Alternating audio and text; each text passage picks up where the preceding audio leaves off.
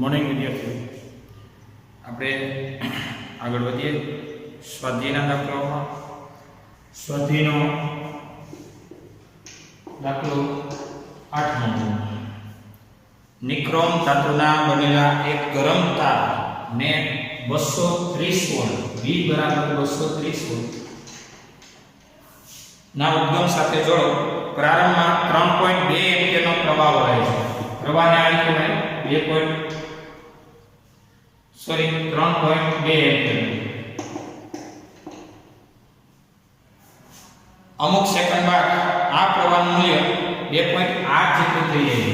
આ પ્રવાહ 1 કહેવાય. હવે પ્રવાહ 2 2.8 એમ્પિયરનું હવે સ્થાયી પ્રવાહ થઈ જાય છે. જો ઓરડાનું તાપમાન 27 ડિગ્રી હોય, 27 સેલ્સિયસ અને સંદર્ભ તાપમાન ગરમ કરતા તારનું સ્થાયી તાપમાન કેટલું? 27 ડિગ્રી હોય તો આપણો જે તાર ગરમ થાય છે તે તારનું તાપમાન કેટલું? આ સિવાય અહીં આલ્ફાનું મૂલ્ય આપેલું 1.70 10 - 4 1 સેલ્સિયસ. તો એકદમ ઈઝી પ્રોસેસ છે. આટલા વોલ્ટેજ પ્રાપ્તિ સ્થાને જોડેલું છે. શરૂઆતનો પ્રવાહ આટલો છે, પછીનો પ્રવાહ આટલો છે. શરૂઆતનું તાપમાન તમને આપેલું છે, પછીનું તાપમાન એ તમારે મેળવવાનું છે. તો હવે અવરોધનો તાપમાન પરનો આધાર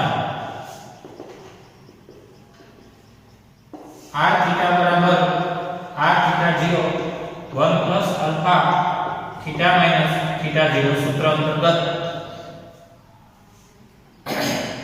આના પરથી આપણે કહી શકીએ કે r θ 0 છે એ શરૂઆતનું લેવલ છે. તો θ0 ને આપણે r θ 1 પણ કહી શકીએ. r θ ને r θ 2 પણ કહી શકીએ.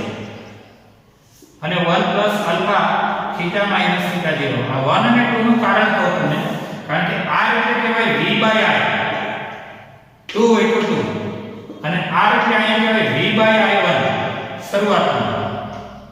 ઓહમના નિયમ પરથી v બરાબર r, તો r ને કહેવાય v બાય i. અહીંયા થશે 1 પ્લસ આલ્ફા θ માઈનસ θ0.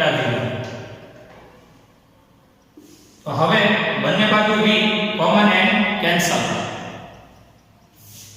અહીંયા આવ્યો તો i1 ના છેદમાં i2 1 પ્લસ આલ્ફા θ માઈનસ θ0.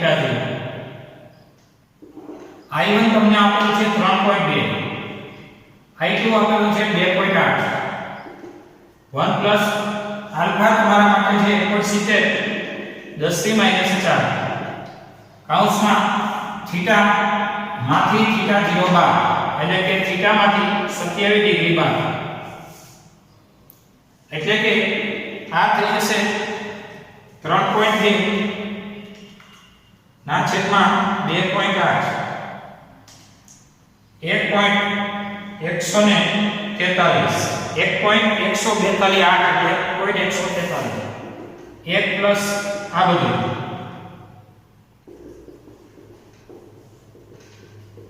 તો હવે આને બાદ કરો એટલે 0.143 1.70 10 - 4 θ માઈનસ 27.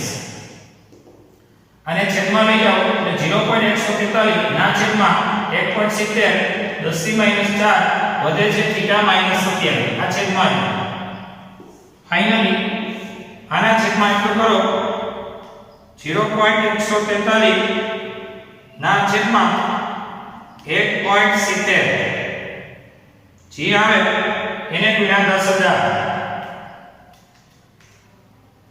ફાઇનલ થશે 841.17. અને આ બધું છે θ માઈનસ 27.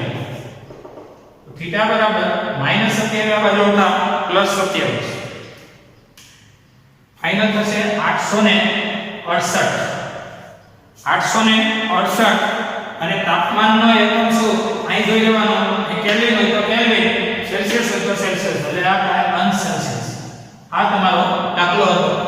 જરા એકવાર પાછું પરિસ્થિતિ 1 એ બધી θ0 ની કહેવાય. θ0 બોલો કે θ1 બોલો શરૂઆત અથવા સંદર્ભ, પછીની કહેવાય કે θ બોલો કે θ2 બોલો એ અંતિમ તાપમાન ગણાશે. આ સૂત્ર પરથી તમે થીટાને સૂત્રનો કરતા બનાવી દાખલો ગણી શકો છો. એકદમ ઈઝી છે, જોઈ લો.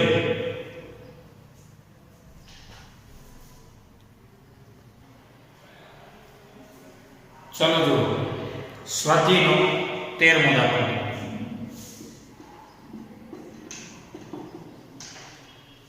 ઉદાહરણ 1 ની માહિતી પરથી આપેલી માહિતીને આગળ વધારીએ. જો કે અત્યારે તમને ડેટા આપેલો છે કે કોપર સુવાહકમાં મુક્ત ઇલેક્ટ્રોન સંખ્યા ઘનતાને સ્મોલ n કહેવાય. 8.5 1028 આપેલી છે. 8.5 ગુણ્યા 1028 પ્રતિ મીટર ઘન, એટલે કે એકમ કદમાં ઇલેક્ટ્રોન સંખ્યા. અને આ ઊંચાઈ એકમ કદમાં ઇલેક્ટ્રોન સંખ્યા. કદ છેદમાં આવશે સંખ્યાંશમાં અને વચ્ચે સંખ્યા ઘનતા આપણે જાણીએ છીએ. ત્યાર પછી 1 મીટર લાંબા 3 મીટર લાંબા L બરાબર 3 મીટર, તારની લંબાઈ 3 મીટર. એક છેડાથી બીજા છેડા સુધી ડ્રીફ્ટ થતા ઇલેક્ટ્રોનને કેટલો ટાઈમ લાગે? ટાઈમને સમય t કહેવાય. તારના આડછેદનું ક્ષેત્રફળ 2 × 10⁻6 મીટર સ્ક્વેર આપેલ છે. કેપિટલ A 2 × 10⁻6 મીટર સ્ક્વેર આપેલ છે. 3 એમ્પીયર જેટલો પ્રવાહ વહે છે. I બરાબર 3 એમ્પીયર. આવો કોઈ તાર છે? આ તારનો આડછેદનું ક્ષેત્રફળ તમે જાણો છો. તારનો આડછેદ અચળ છે, તારમાંથી પ્રવાહ પણ વહે છે. બધું જોઈએ, મીટર, એમ્પિયર, મીટર ઘન, મીટર બધું SI પદ્ધતિ છે. તો સ્મોલ n આપેલું છે, તારની લંબાઈ પણ આપેલી છે. A છેડાથી B છેડા સુધી અથવા તો B છેડાથી A છેડા સુધી ઇલેક્ટ્રોનને પહોંચવા માટે કેટલો ટાઈમ લાગે? તો આપણે જાણીએ છીએ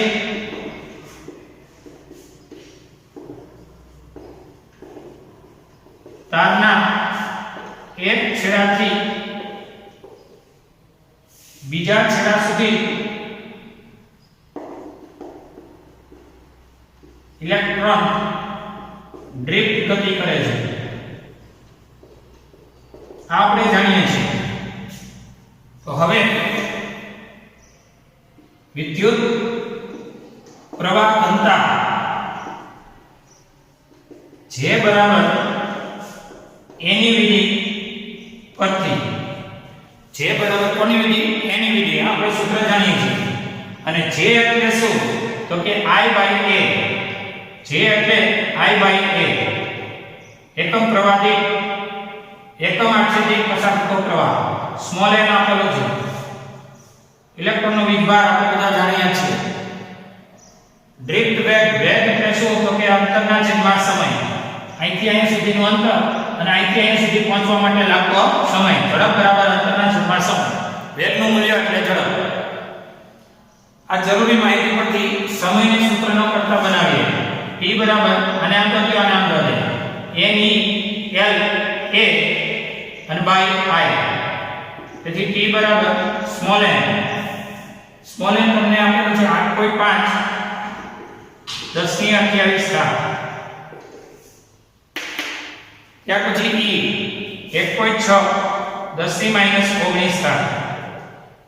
L તારની લંબાઈ 3 મીટર. A તારના આડછેદનું ક્ષેત્રફળ 2 × 10⁻6 ના છેદમાં પસાર થતો પ્રવાહ 3 એમ્પીયર.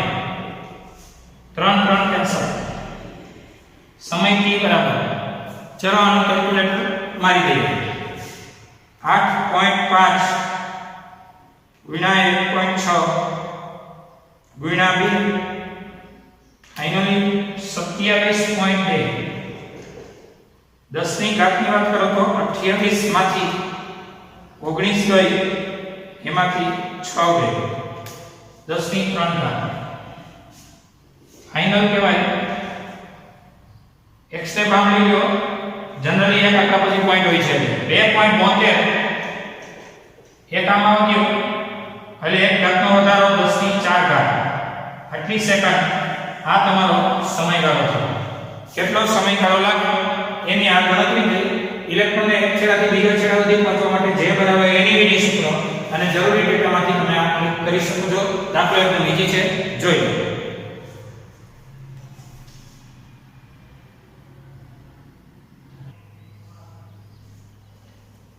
ચલો નેક્સ્ટ પોઈન્ટ જોઈએ.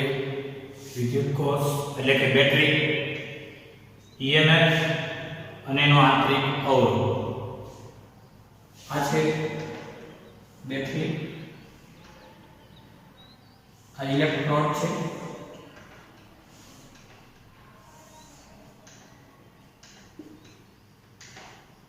P અને N, અને આ છે વિદ્યુત દ્રાવણ.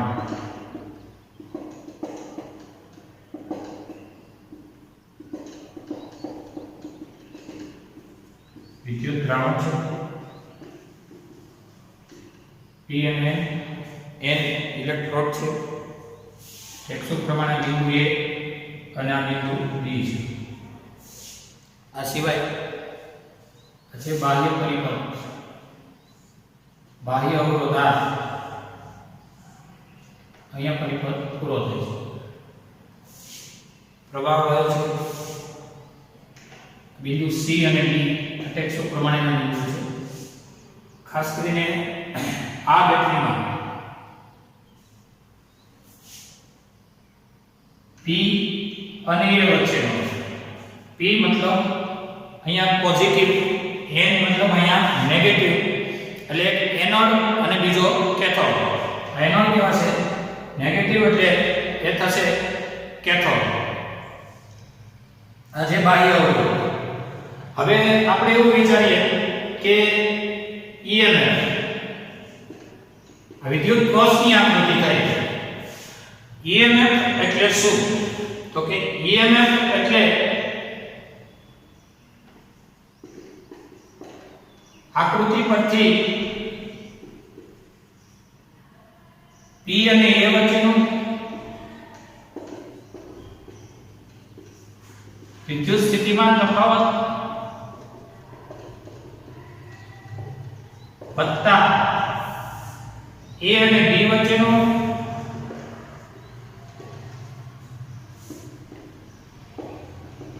વિદ્યુત સ્થિતિમાન તફાવત વત્તા પેલા આનો, પછી આનો અને આનો, વત્તા B અને N વચ્ચેનો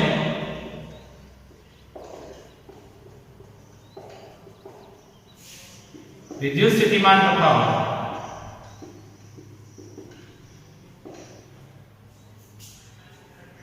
એટલે કે V બરાબર માત્ર બેટરીની અંદરની જ વાતો ચાલે છે. એટલે કે V બરાબર અહીંયા થશે એમાં જો બાહ્ય અવરોધ R અનંત હોય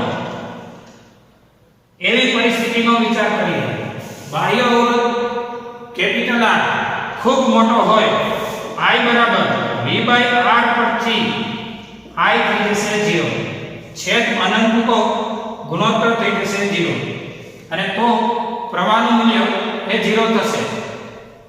તો હવે આમ કહી શકશું કે P અને N વચ્ચેનો, ફાઇનલી P અને N વચ્ચેનો વિદ્યુત સ્થિતિમાન V બરાબર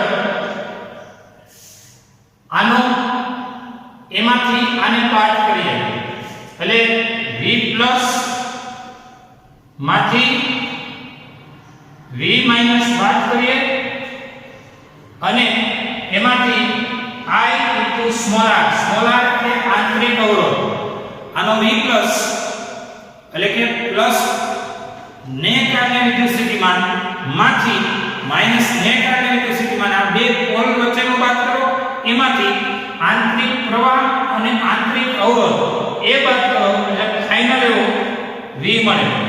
તો V plus minus V minus એટલે શું? તો કે એટલે EMF E માઈનસ IR એટલે આ થશે V, જ્યાં E એટલે શું છે EMF? તો કે EMF ની વ્યાખ્યા જોઈ લો જરા. EMF એટલે P અને A વત્તા A અને B વત્તા N અને B આ બિંદુઓ વચ્ચેનો વિદ્યુત સ્થિતિમાનનો તફાવત. આટલો વત્તા આટલો વત્તા આટલો અંતે કહેવાય આનો ને આનો આંતરિક રીતે બધાયનો આ વિદ્યુત સ્થિતિમાનના તફાવતમાં આટલાનો અને આનો બધાય થઈને તફાવત કહેવાશે V પ્લસ માંથી V માઈનસ એને બાદ કરો. V પ્લસ એટલે ધનનો વિદ્યુત સ્થિતિમાન, V માઈનસ એટલે ઋણ પોલનો વિદ્યુત સ્થિતિમાન અને પ્લસ માંથી માઈનસ બાદ કરો એટલે ઓછે એ થઈ જશે વત્તા. એટલે આ હતી EMF ની વ્યાખ્યા. અહીં E is greater than 0 થશે. પણ ખાસ કરીને તમારે આ જે કાંઈ સમીકરણ નંબર 1 પરથી વાત કરું તો સમીકરણ 1 પરથી સમીકરણ 1 માં V બરાબર I into capital R મૂકો, કારણ કે આ બાહ્ય પરિપથની ચર્ચા છે, માત્ર બેટરીની વાત નથી. માત્ર બેટરીની વાત આવે એ વિદ્યુત કોષ, EMF ની વાત આવે એ એની આંતરિક પ્રવાહ અને આંતરિક અવરોધને આ બે છેડા વચ્ચેના વિદ્યુત સ્થિતિમાનના તફાવત V માંથી બાદ કરી નાખો એટલે કે આ બે છેડા વચ્ચેનો તફાવતને કહેવાય ટોટલને E. V plus minus minus V minus ઓછે વત્તા એટલે એ કે EMF. અહીંયા લખી દઉં જ્યાં EMF એટલે V plus minus minus V minus એટલે કે ઓછે વત્તા થઈ ગયો. એટલે એ હિસાબે અહીંયા આપણી પાસે EMF માંથી આંતરિક અવરોધ અને આંતરિક પ્રવાહ બાદ કરો એટલે આ બે છેડા વચ્ચેનો વિદ્યુત સ્થિતિમાનનો તફાવત મળે. અને આ બે છેડા વચ્ચેનો વિદ્યુત સ્થિતિમાનના તફાવતમાં હવે બાહ્ય અવરોધની ગણતરી કરીએ V બરાબર IR મૂકો તો હવે V ની જગ્યાએ કેપિટલ IR છે E માઈનસ IR એટલે કે તમારી પાસે આ સ્ટેપને આમ લઈ લો IR વત્તા IR અને E I common R plus R તો I બરાબર થશે E ના છેદમાં મોટો R પ્લસ છોટો R. આ પ્રવાહનું સૂત્ર. એમાં ખાસ કરીને જો અવગણ્ય આંતરિક અવરોધ ધરાવતી બેટરી હોય તો I બરાબર E ના છેદમાં મોટો R પ્લસ 0 એટલે કે E બાય R. તો I બરાબર E ના છેદમાં એટલે કે E બરાબર IR. હવે EMF E અને V એ બે સમાન તો અને તો જ મળે કે E સમીકરણ 1 માં જોવાનું છે કે અવગણ્ય આંતરિક અવરોધ સ્મોલ r હોય તો સ્મોલ r આંતરિક અવરોધ હોય તો પછી અહીંયા 0 મૂકી દો, 0 ગુણ્યા સમથિંગ 0 થાય તો V બરાબર E થાય અથવા તો આને કહેવાય V બાય R. અવગણ્ય આંતરિક અવરોધ ધરાવતી બેટરી હોય આ કામનું સૂત્ર થઈ જશે. અવગણ્ય આંતરિક અવરોધ ધરાવતી બેટરી માટે I બરાબર E ના છેદમાં મોટો R પ્લસ છોટો R માં સ્મોલ r 0 મૂકી દો તો I બરાબર E બાય મોટો R અથવા તો I બરાબર V બાય મોટો R. હવે આ છે વિદ્યુત કોષમાં વિદ્યુત દ્રાવણ છે, એમાં બે ઇલેક્ટ્રોડ છે એનોડ અને કેથોડ. આ બે ઇલેક્ટ્રોડ વચ્ચે કેપિટલ R અવરોધ ધરાવતા કોઈ અવરોધને જોડી અને પરિપથ પૂરો કરેલો છે. આકૃતિમાં દર્શાવ્યા મુજબ EMF ની વ્યાખ્યા એટલે આકૃતિ પરથી E અને A વચ્ચેનો વિદ્યુત સ્થિતિમાન વત્તા E અને B વચ્ચેનો વિદ્યુત સ્થિતિમાન વત્તા B અને A વચ્ચેનો વિદ્યુત સ્થિતિમાન એટલે કે V બરાબર E. પણ જો R અનંત હોય, આ મોટો અવરોધ ખૂબ મોટા મૂલ્યનો હોય તો ઓહમના નિયમ પરથી તમારો પ્રવાહ એ શૂન્ય ગણાશે. હવે P અને N વચ્ચેનો સ્થિતિમાન તફાવત અને આ બે છેડા વચ્ચેનો તફાવત એટલે V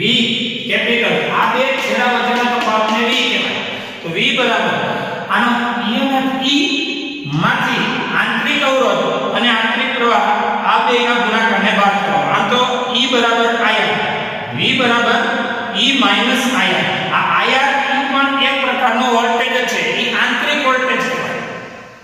તો એને બાદ કરો તો પછી મળશે તમને સમીકરણ 1 મળશે. અને સમીકરણ 1 માં કેપિટલ V બરાબર કેપિટલ I કેપિટલ R મૂકો તો તમને I સૂત્રનો કરતા બનતા E ના છેદમાં મોટો R પ્લસ છોટો R મળશે. એમાં અવગણ્ય આંતરિક અવરોધ ધરાવતી બેટરી વાપરો તો સ્ક્વેરની જગ્યાએ 0 તો E ના છેદમાં કેપિટલ R અથવા તેને કહેવાય V ના છેદમાં કેપિટલ R. એટલે ઘણી જગ્યાએ આપણે દાખલાઓમાં આવનારા લેક્ચરમાં V એ મૂકશું અને E એ મૂકશું, હરખા જ મૂકશું. કારણ કે બેટરીના અવરોધને અવગણ્ય કરેલ હોય ત્યારે V બરાબર E મૂકી શકાય. એટલે આ એક પરિસ્થિતિ એ થોડી ટિપિકલ છે. 1 મિનિટ માટે પાછું રીકોલ. પહેલા કોષનું વર્ણન, કે બેટરીમાં ઇલેક્ટ્રોડ કેવા છે, ક્યાં રાખેલા છે, વિદ્યુત દ્રાવણ શું છે અને એ બધું પ્રાથમિક ખ્યાલ ને કઈ રીતે પરિપથ જોડેલો છે. પછી EMF ની વ્યાખ્યા મુજબ EMF એટલે આના વચ્ચેનો આના વચ્ચેનો આ વિદ્યુત સ્થિતિમાનના તફાવતનો સરવાળો. એમાં એક બાહ્ય અવરોધ અનંત હોય તો પછી પ્રવાહ શૂન્ય થાય. અને P અને N વચ્ચે આની કઈ જરૂર નથી. હવે જો P અને N વચ્ચેનો સ્થિતિમાન તફાવત એટલે V. એટલે આ V પ્લસ માંથી V માઈનસ બાદ કરો અને માઈનસ IR. માઈનસ IR એટલા માટે આવે છે કારણ કે આપણે ગણ્યા હતા કે વિદ્યુત દ્રાવણમાં મોબાઈલ વીજભાર વાહકો તરીકે ધન અને ઋણ વીજભારિત કણો હોય છે અને આ વીજભારો ગતિ કરે ત્યારે આંતરિક પ્રવાહ ઉત્પન્ન થવાનો. આની અંદર આંતરિક પ્રવાહ ઉત્પન્ન થવાનો, આંતરિક પ્રવાહ ઇન્ટરનલ પ્રવાહ અને આંતરિક અવરોધ પણ ઉત્પન્ન થવાનો છે. આંતરિક પ્રવાહ અને આંતરિક અવરોધ વીજભારોની ગતિને લીધે, જેને બાદ કરવાથી સમીકરણ 1 મળે. અને સમીકરણ 1 મળ્યા પછી તમે એને સમીકરણ 1 માં ડાબી સાઈડમાં કેપિટલ V માં કેપિટલ IR મૂકી દો એટલે તમને I સૂત્રનો કરતા બને અને તમે ફાઇનલ પરિણામ મેળવી શકો. અને અહીંયા સુધી આ ટોપિકને જોઈ લો. એકદમ સરળ સ્વરૂપ છે પણ થોડું પાઠ્ય પુસ્તક મુજબ તમારે તૈયારી કરવાની રહેશે. જોઈ લો.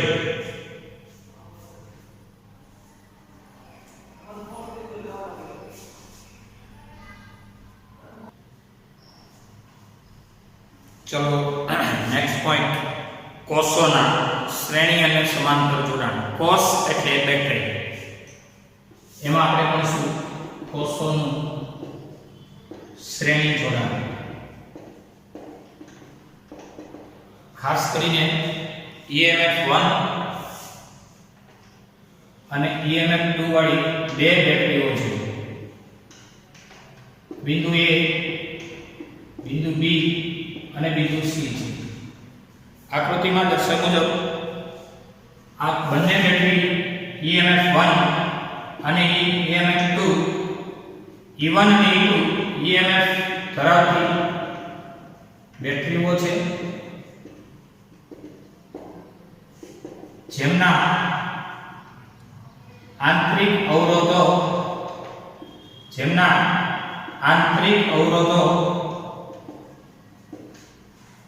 R1 અને R2 છે.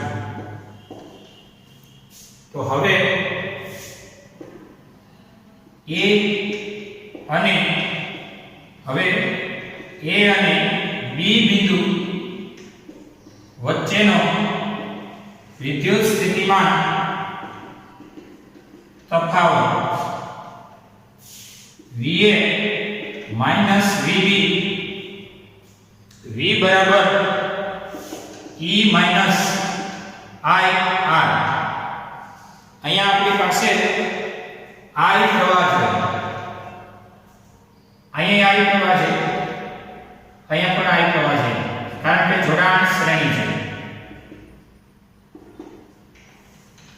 A અને B વચ્ચેનો વિદ્યુત સ્થિતિમાનના તફાવતમાં VA માઈનસ VB એટલે બેટરીના બે છેડા વચ્ચે હમણાં જ તમે આટલું છે ને આટલું એ હમણાં અહીંયા બનાવતા માઇક્રોસ્કોપિક વ્યૂ ઉપર બતાવો. એમાં તમે આવું બનાવતા આ ધન પર, કારણ કે આ ધન એની આમે આવું છે ઋણ છે, બીજો ઋણ એટલે આપણે એને કહેતા હતા n, આને કહેતા હતા p. આ તો બાહ્ય અવરોધ અને આ હતું વિદ્યુત દ્રાવણ. તમે જોઈ શકો છો આ પ્લસ જોઈએ, આ માઈનસ એ જોઈએ, અને પ્રવાહની દિશા પણ જોઈ શકો છો. તો આપણે ફાઇનલી એવું સૂત્ર તૈયાર કર્યું કે આ બે છેડા વચ્ચેનો વિદ્યુત સ્થિતિમાન તફાવત V એટલે શું? તો કે આને જે કહીએ અમે E માઈનસ I. આ આપણે તૈયાર કર્યું. તો VA માઈનસ VB એટલે E1 માઈનસ IR સમીકરણ. આ જ રીતે B અને C બિંદુઓ વચ્ચેનો વિદ્યુત સ્થિતિમાન તફાવત VB માઈનસ VC, અહીંથી અહીંયા સુધીની વાત કરીએ તો E1 ની જગ્યાએ E2 માઈનસ IR, 1 ની જગ્યાએ 2 IR2 નંબર 2. તો હવે A અને C વચ્ચેનો કુલ વિદ્યુત સ્થિતિમાન તફાવત, હવે A અને C વચ્ચેનો કુલ વિદ્યુત સ્થિતિમાન તફાવત જેને કહીશું VA માઈનસ VC, A થી C સુધીનો વિદ્યુત સ્થિતિમાન તફાવત એટલે કે A થી B સુધીનો વત્તા B થી C સુધીનો.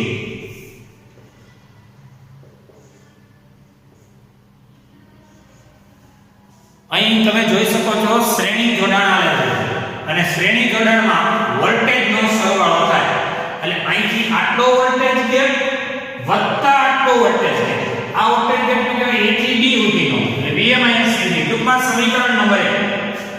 પછીની પરિસ્થિતિને કહું તો B થી C સુધીનો, B થી C સુધીનો એટલે VB માઈનસ VC એટલે કે A થી C સુધીનો વિદ્યુત સ્થિતિમાન તફાવત એટલે A થી B સુધીનો વત્તા B થી C સુધી.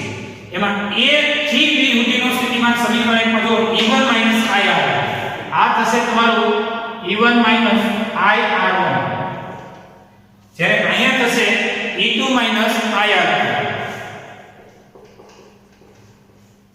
એટલે E1 વત્તા E2 અલગથી લખો, આ બે સ્ટેપમાંથી I કોમન કાઢી દો, માઈનસ કોમન કાઢો એટલે અંદર થઈ જશે પ્લસ. VA માઈનસ VC એટલે A અને C વચ્ચેનો વિદ્યુત સ્થિતિમાન તફાવત ને V બરાબર E માઈનસ I R સાથે સરખાવો અને E ઇક્વિવેલન્ટ કહું છું. E ઇક્વિવેલન્ટ ને કહેવાય સમતુલ્ય EMF. ક્યાં જોડાણ માટે? શ્રેણી જોડાણ માટે. બે બેટરીના શ્રેણી જોડાણનું સમતુલ્ય EMF એ તમને મળશે E1 વત્તા E2 તથા R ઇક્વિવેલન્ટ તમને મળશે સમતુલ્ય આંતરિક અવરોધ R ઇક્વિવેલન્ટ અને એ તમને મળશે R1 વત્તા R2. અને જો n કોષો શ્રેણીમાં હોય તો સમતુલ્ય EMF E1 વત્તા E2 વત્તા ડોટ ડોટ વત્તા En થાય તથા સમતુલ્ય આંતરિક અવરોધ R1 વત્તા R2 વત્તા ડોટ ડોટ વત્તા Rn થાય. અને એ પણ કહી દઉં, જો બધાનું મૂલ્ય સમાન હોય તો Ne n ગણું થાય અને અહીંયા Nr એટલે કે n ગણો આંતરિક અવરોધ થાય. જો બધાનું સમાન હોય એટલે n ગણો અને અસમાન હોય તો બધાનો સરવાળો n સુધી. એટલે આ વાતથી અવરોધોને બદલે કોષોનું શ્રેણી જોડાણ, કોષ એટલે બેટરીનો ધન છે, આ બાજુનો ધન છે, આ બાજુનો ઋણ છે,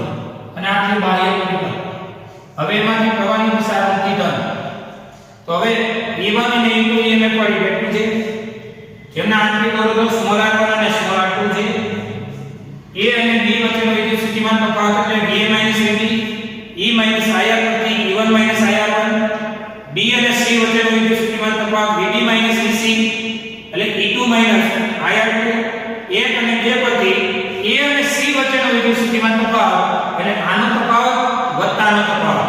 આનો તફાવતમાં સમીકરણ 1 વત્તા આનો તફાવત એટલે સમીકરણ 2 1 અને 2 નો સરવાળો કરો એટલે A અને C વચ્ચેનો કુલ સ્થિતિમાન તફાવત મળી શકે.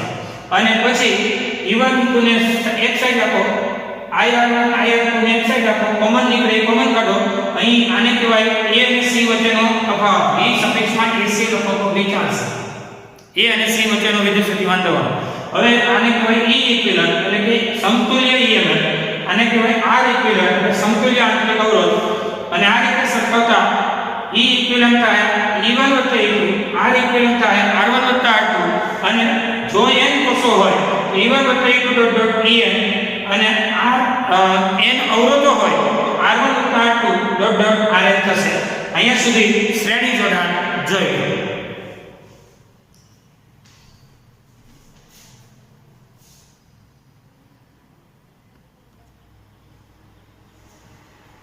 ચલો જો નેક્સ્ટ કોષોનું સમાંતર જોડાણ.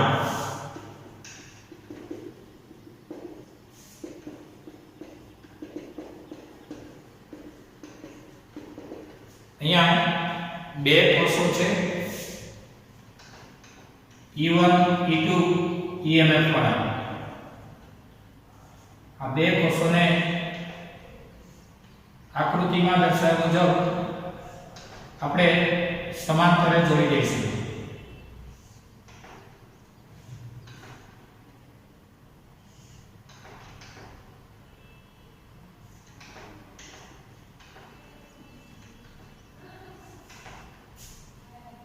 કુલ પ્રવાહ છે આ પ્રવાહ I1 આ પ્રવાહ I2 અને કુલ પ્રવાહ છે. બેટરીનો આંતરિક અવરોધ R1 આ બીજી બેટરીનો આંતરિક અવરોધ R2 છે. આકૃતિમાં દર્શાવ્યા મુજબ E1 અને E2 EMF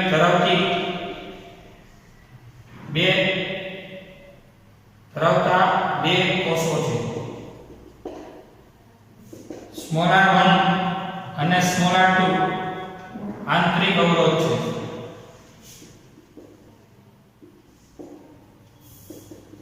સમાંતર જોડાણ માટે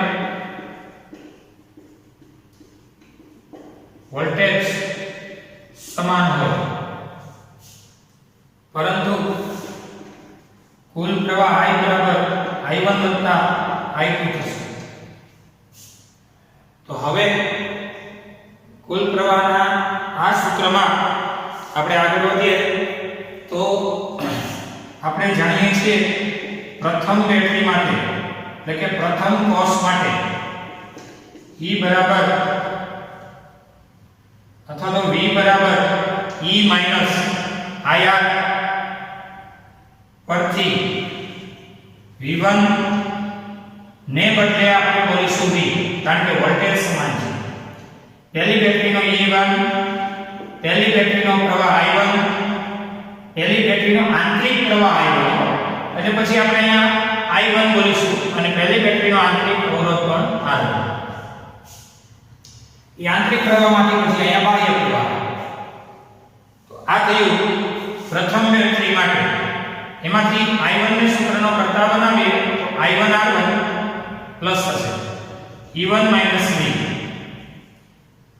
તો પછી I1 સૂત્રનો કરતા બનશે E1 માઈનસ V ના છેદમાં R1. સમીકરણ નંબર 2. આ જ રીતે બીજા કોષ માટે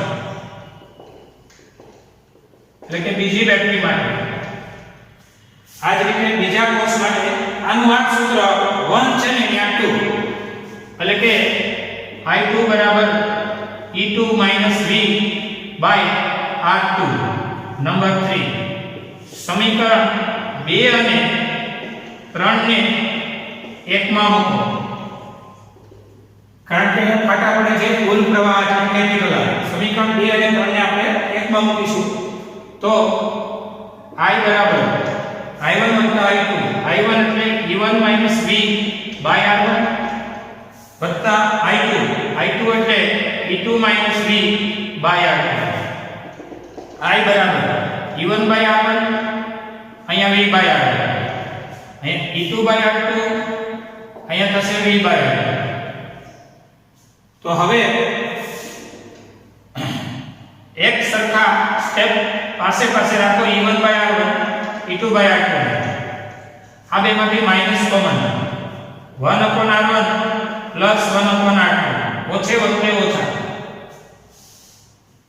તો અહીં I બરાબર E1 R1 વત્તા E2 R2 માઈનસ V ના કૌંસમાં 1/R1 વત્તા 1/R2 એટલે કે I બરાબર E1 R1 વત્તા E2 R2 માઈનસ V અહીંયા R1 R2 લસા અહીંયા આમ અને આમ એટલે કે R1 વત્તા R2 કે જેને I બરાબર E ઇક્વિવેલન્ટ I બરાબર V માઈનસ આપણી પાસે I બરાબર આ જે કંઈ થયું ને એને આપણી પાસેના આ લેવલને આ E ઇક્વિવેલન્ટ કહેવાશે અને આ થઈ જશે R ઇક્વિવેલન્ટ એટલે હવે આપણે એને સરખાવીએ કે જેને V બરાબર E માઈનસ I R અને સરખાવીએ એટલે એક લેવલ આગળ વધારું તો આ I બરાબર E1 R1 વત્તા E2 R2 ને આ જે કંઈ સ્ટેપ થયું એટલે આમ લખી શકાય I બરાબર R1 R2 નો અહીંયા આવી જશે લસા R1 R2 નો લસા આ થશે E1 R2 આ થશે E2 R1 તો I બરાબર આ બધાનો લસા થઈને આ આવી જશે માઈનસ નું આ સ્ટેપ અને હવે આપણે આ સ્ટેપમાંથી E બરાબર એટલે કે V બરાબર E માઈનસ IR વાળા લેવલમાં આગળ વધારીએ આ સમતુલ્ય આંતરિક અવરોધ થઈ જશે અને આ સમતુલ્ય EMF થઈ જશે એટલે કે જ્યાં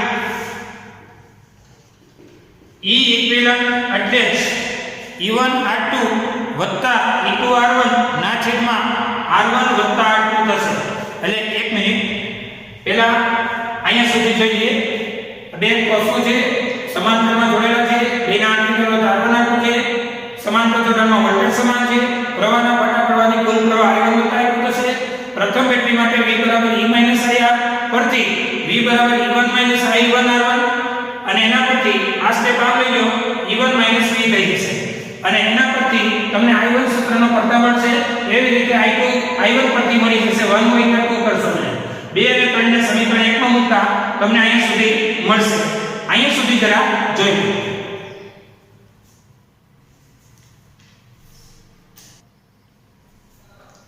ચલો આ સ્ટેપને આગળ વધારીએ તો I બરાબર આપણી પાસે જે કાંઈ છે એમાંથી E1 R2 E2 R1 ના છેદમાં R1 R2 minus V R1 વત્તા R2 એમાંથી V ને સૂત્રનો કરતા બનાવીએ એટલે V વાળો સ્ટેપ પ્લસ થશે જરા જોઈ શકો છો આ પ્લસ થશે અને આ સ્ટેપ એમને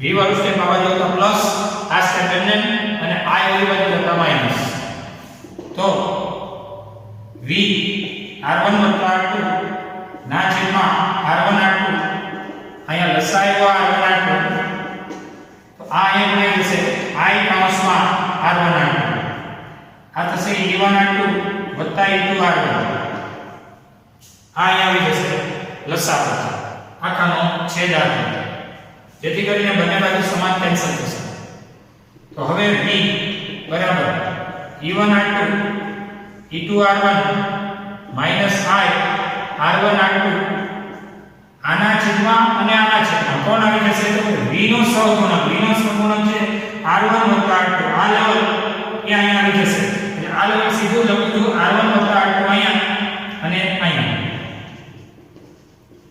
કે જેને V બરાબર E equivalent minus I R equivalent સાથે સરખાવો. હવે E ઇક્વિવેલન્ટ થશે E1R2 વત્તા E2R1 ના છેદમાં R1 વત્તા R2 તથા R ઇક્વિવેલન્ટ થશે R1R2 ના છેદમાં R1 વત્તા R2. આ બંને સમતુલ્ય અવરોધ અને સમતુલ્ય EMF ની ગણતરી થઈ સમાંતર જોડાણ માટે. આ સ્ટેપ ને આ બાજુ આવતા પ્લસ અને આ બાજુ આવતા માઈનસ અને પછી R1R2 નો લસા R1R2 નો લસા આવી ગયો અને અહીં ગુણાકાર બંને બાજુ R1R2 કેન્સલ થયા પછી R1 વત્તા R2 આના છેદમાં આવી ગયો અને આના છેદમાં આવી ગયો.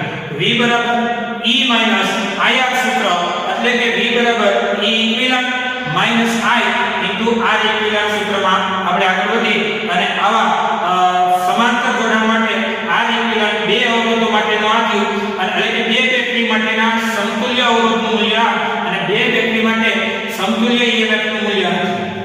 એથી આગળ હવે તમે એક લેવલ ઉપર લખી શકો કે E ઇક્વિવેલન્ટ બાય અહીંયા થિયરી પૂરી થઈ ગઈ છે. હવે E equivalent by R equivalent તમારે લખવું હોય તો આના છેદમાં આ લખવું પડે. તો E ઇક્વિવેલન્ટ એટલે E1R2 વત્તા E2R1 ના છેદમાં R1 વત્તા R2 ઓલ છેદમાં R ઇક્વિવેલન્ટ એટલે R1 R2 ના છેદમાં R1 વત્તા R2. આ જોડ સાથે વાત કરીએ છીએ.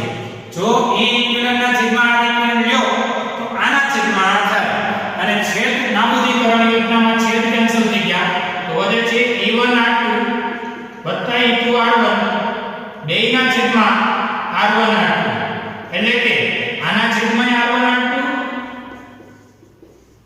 વત્તા આના છેદમાં R1R2 એટલે કે આ કેન્સલ અહીંયા આ કેન્સલ એટલે કે E1/R1 અને E2/R2 આ તમને કહેવાશે E equivalent by R equivalent નો આ થયો ગુણોત્તર.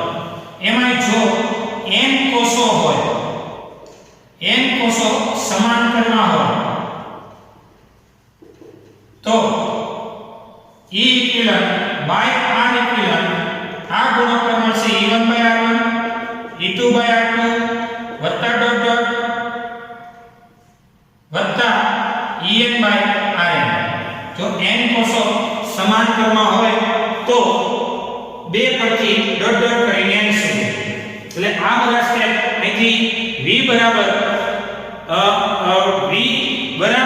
E માઈનસ IR લેવલમાં જવા હાટુ V વાળા સ્ટેપને માઈનસ કર્યું અને ઓલાને આ બાજુ હતા પ્લસ હતું એ આ બાજુ હતા માઈનસ કર્યું. V બરાબર E માઈનસ IR સુધી પહોંચાડતા આપણું આ સમતુલ્ય EMF અને સમતુલ્ય આંતરિક અવરોધ અહીંયા આપણે લખી શકીએ. અહીંયા સુધી જોઈ લો અને આ નિરાતે સ્ટેપ બાય સ્ટેપ તમારા બુકમાં તૈયારી સાથે આગળ વધીએ.